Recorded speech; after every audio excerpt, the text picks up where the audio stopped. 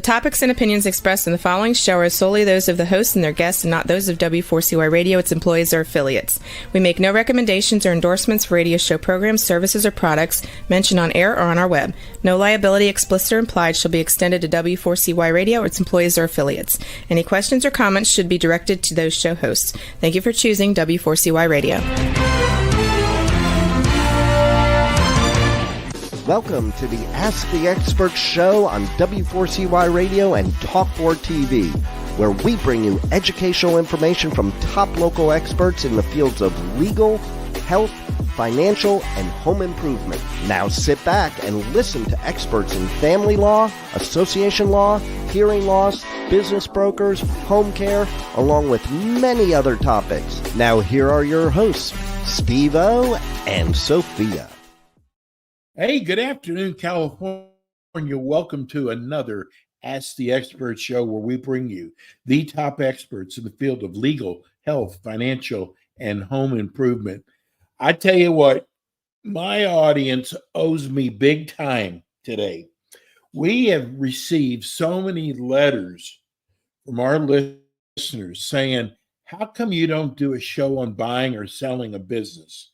And our show has been so booked up, but we found what I consider the top business broker in the state of California. Let me welcome our new show, our new expert, Sara Vaziri. Thank you so much, Steve-O. I'm so happy to be with you and your listeners. Sara, it seems like we've been talking about this for a year, and the day is finally here. I know, it's here. And I got to tell you, I have so many questions for you.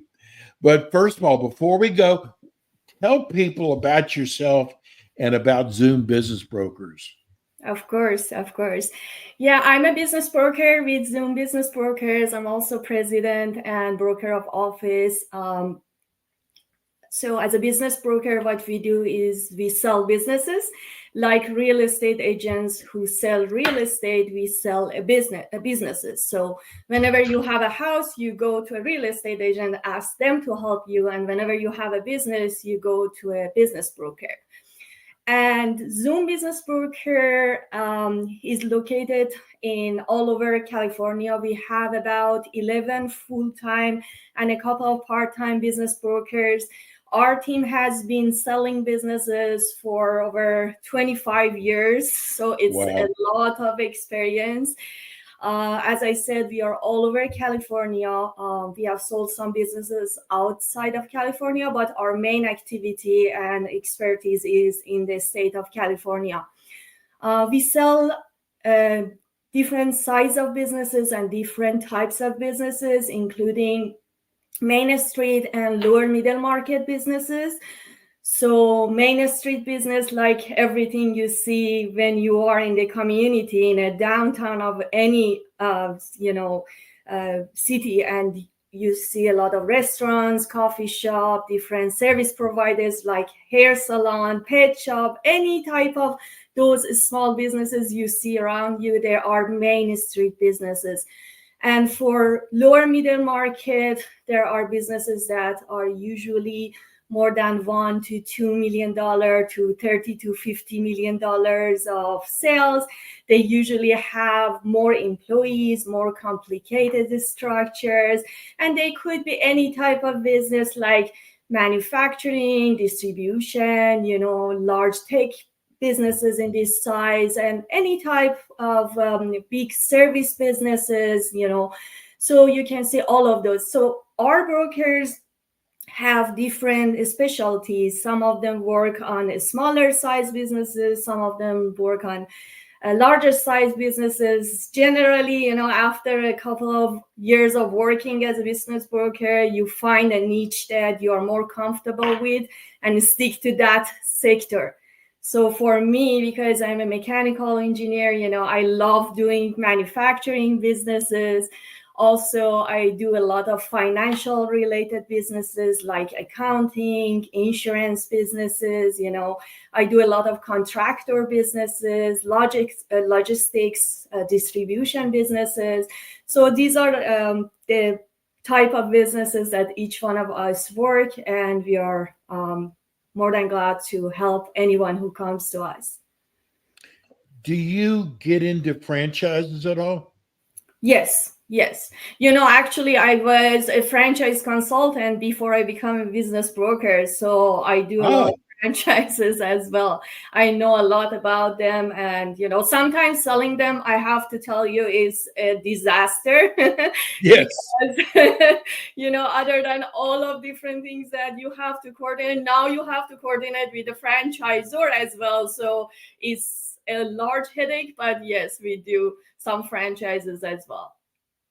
Well, I got to tell you, because we have a show that we do in Atlanta, and I never knew that Chick-fil-A actually makes you work there in the store for a few years before you can actually take over a store. Yeah, Chick-fil-A has a completely different story. You cannot sell a Chick-fil-A. When you get into Chick-fil-A, you become a franchisee. You don't own the business, so you cannot sell it at the end. So it's a completely different, transaction they have with their franchisees, but it's a great franchisor. Well, I got to tell you, which I never told you on the phone about 15 years ago, I had a company and I wanted to sell it. And instead of hiring a broker like I should have, I thought I could just do it myself. And it was the worst experience. First of all, there's what we call tire kickers. There were people talking to my employees, so my employees got nervous. And a friend of mine said, "Why don't you just get a business broker?" But it took me a year to figure out that I didn't know what the hell I was doing. And when I hired a business broker, my whole life changed, because the things that I was doing that was taking me away from my business, the broker could then do that for me. And they brought me true leads. So I learned a long time ago, if you're looking at selling a business, you got to have a broker. And I'm so happy that we have your company, Sara. Thank you so much. Yeah, if you just do a search in the internet and look at all of these guidelines to buy a business, one of the first things that they always tell a buyer is that do not go to businesses that a business broker is selling. Go directly to the sellers, because when you are the only person negotiating with the seller, then you are, in charge of everything. But as soon as we get involved, a buyer knows that there are a lot of competitors, so he cannot say whatever he wants. There has been a lot of times that a business owner comes to us, we get involved, and we see that, oh my God, there was a buyer talking to them for 3-4 years. They have been in the business, they have seen everything, and they still don't have an LOI on the table. So, Right. The seller got frustrated and then reach out to a broker, please help me. This person tells me that they want to buy. And you can imagine, just the last time this happened, we got involved. And when we pushed the buyer to put an offer, it was very interesting because they have asked to see some information that made it clear for the seller that these people were only looking to learn their business, copy it for themselves in another state. And then at that time they started connecting the dot. Oh my God, he actually asked that. He had a cousin in that business. So yeah, that was what he was doing. And the seller had let this person comes to their business looking at all of their secret in the business. So it's a lot of details that goes into managing the sale of the business. And this is something that we are doing day in and day out. So the seller is perfect in their own business, but they have never sold any business. So I think that they really need somebody who can be with them and help them make good decisions. Well, I got to tell you, laugh at this, but when I finally hired a business broker, one of the things I did not know you have to understand is patience. So if I didn't hear from the broker like after 2 weeks, I'm calling him up going, "Did you hear anything yet? Anything go?" When I'm going to be the first person to hear if you've got something happening. But it doesn't happen usually overnight. And it takes time to find a good buyer. And that's one of the things. But tell people don't understand all that you have to do once you sign somebody to represent them. Yeah, sure. So when we start working with somebody, the first step is usually evaluating a business. We want to find out what is the most probable selling price for the business, considering the current market situation. So we want to understand, if we put the business today in the market, what happens? What is that price? And most of the times when we get this price and we tell the seller this is the situation, we always recommend that they go and talk to their financial advisor to see if after selling this business with this price, will they have enough money to support the next stage in their life or not. I had a case that I talked to somebody who was planning to retire, and after I did the valuation, she talked to her financial advisor and came back and said, "Oh my God," she said, "that I won't have enough money after the sale of my business to live the life that I am planning. So I need to work a couple of more years in order to get there." So this is actually the first important step, because after you sell the business, you have to pay taxes, you have, different costs. So you need to consider all of those and see, considering that net number, will you be able to support the lifestyle that you have planned for or not? So if we get to a scenario that this number works for the seller, then we have to package the business. Right. It's really important that we can keep the sale of the business confidential. It's completely different than selling a house. When you have a house to sell, you put it in the market, it's an open house, everybody comes in, and everybody knows that this house is for sale. Right. For business, it's completely different. We need to keep the sale of the business completely confidential. We don't want the employees to get stressed, even landlord, customers, suppliers, nobody, because selling a business sometimes takes a year. So you don't want your employees start panicking that, "Oh my God, what happens a year from now? Will I lose my job or not?" And if they have a better, opportunity, you don't want them to leave. So that's why we make sure to arrange everything in a way that we can keep that sale confidential. And that's the reason we have to prepare different type of marketing material. We have teasers and advertisements that we use before somebody sign NDA. We use it on public website, but we advertise the business the way that nobody knows this specific business is for sale. So for example, if it's a manufacturing business, this is this type of manufacturing business located in this area based on the number of similar businesses in the area. Like a lot of times we say that it's located in Southern California. That's it, because there aren't that many number of them.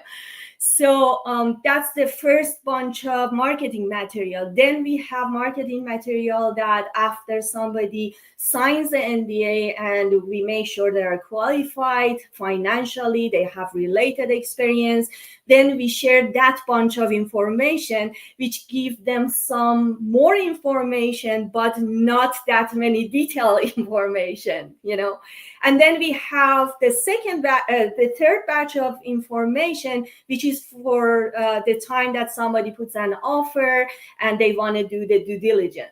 So it takes a good amount of time and effort to prepare these three batch of information before we want to go to the market, because after we go to the market and start the process, we don't want anything to delay the process. We have a saying that says, time kills deals, Yes. So we want, if somebody comes in, they're interested, we want to guide them to get to the end as soon as possible, because any kind of delay, you never know what happens, and you Sarah, might. let me ask you something. How do you deal? I mean, when somebody's selling their business, it's their baby. Yeah. They've nurtured it for years, so they think their business is worth a lot more. Yeah. Whereas a lot of times you have to tell them your business isn't really worth that much. And if they were trying to sell it themselves, that's one of the reasons why it didn't sell. They had it priced too high. How do you deal with that? Yeah, actually, this is very important aspects of having a business. We had, we always say that the sellers have a kind of emotional relationship for their business that prevents them from selling it. Like, we had a business owner in our team that wanted to sell his own business, and he used another broker's help to sell that, because it's very hard as a business owner to detach yourself because of that emotion you have.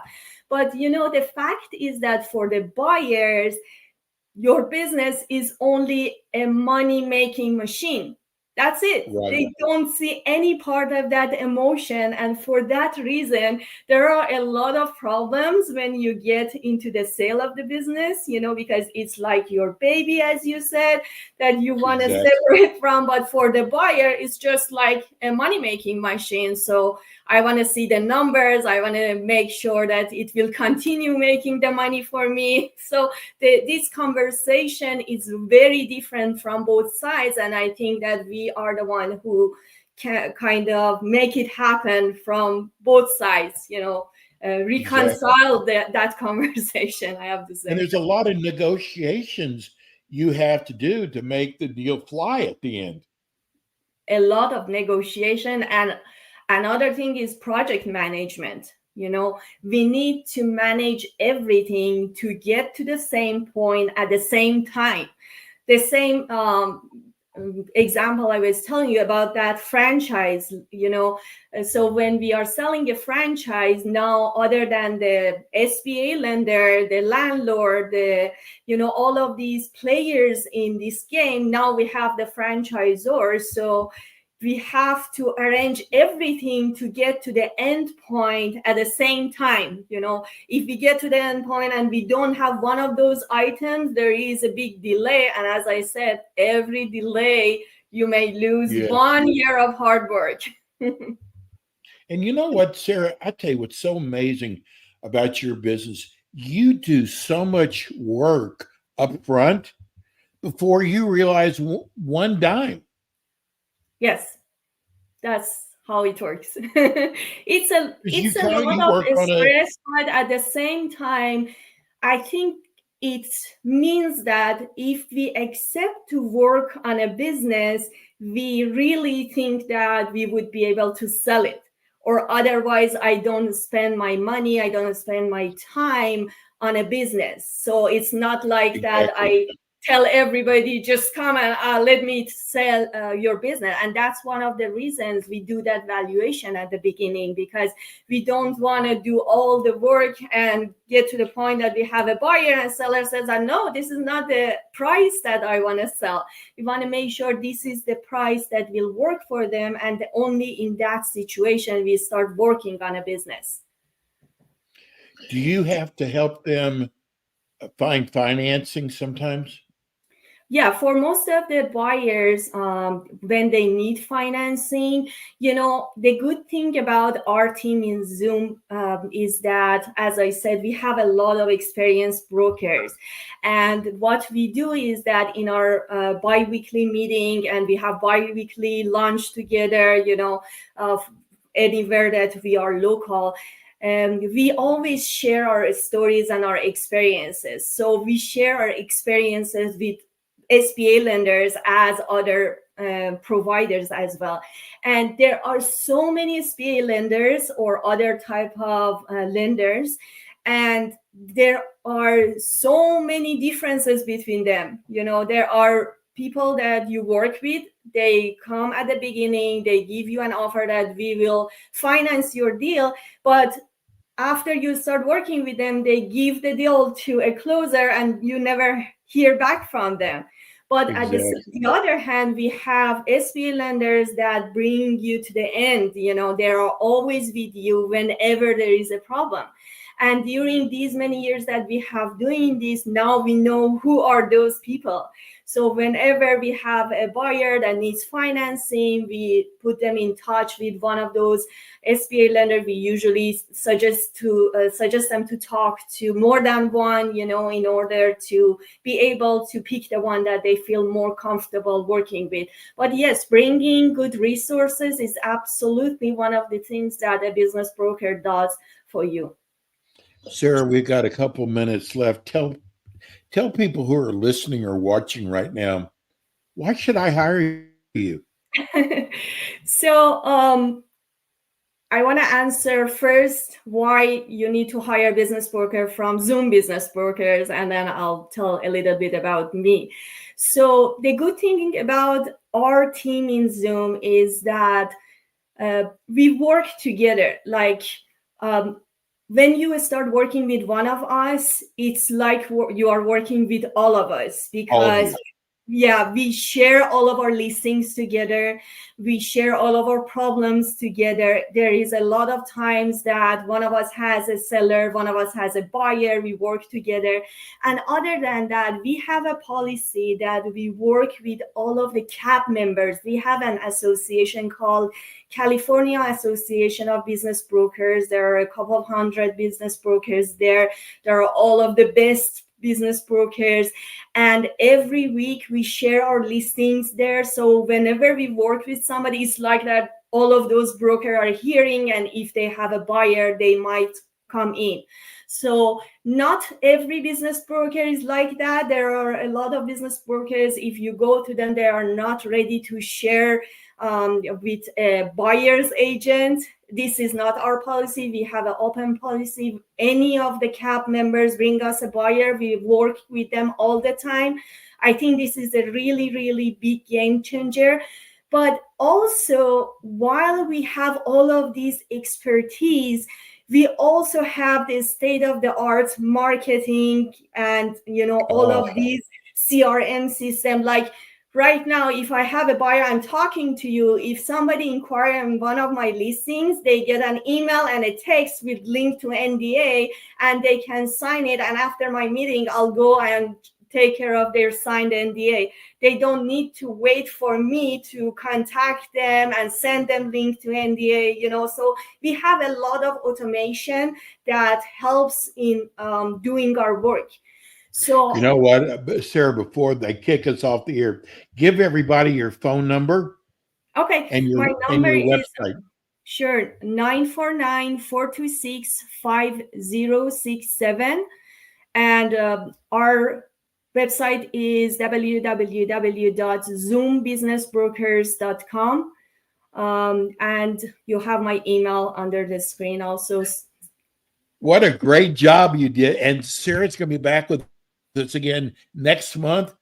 I've got so many questions for you. This is going to be the greatest show. Sara, thank you so much. Zoom Business Brokers. Thank you so much, Steve. And we'll see you all next week with more Ask the Experts. Thank you. Thanks for tuning in today to the Ask the Expert show on W4CY Radio and Talk4 TV. Tune in next week and every week to hear more from our experts on personal injury, insurance, air condition repairs, estate planning, Medicare, and many other topics in the areas of legal, health, financial, and home improvement. See you next week.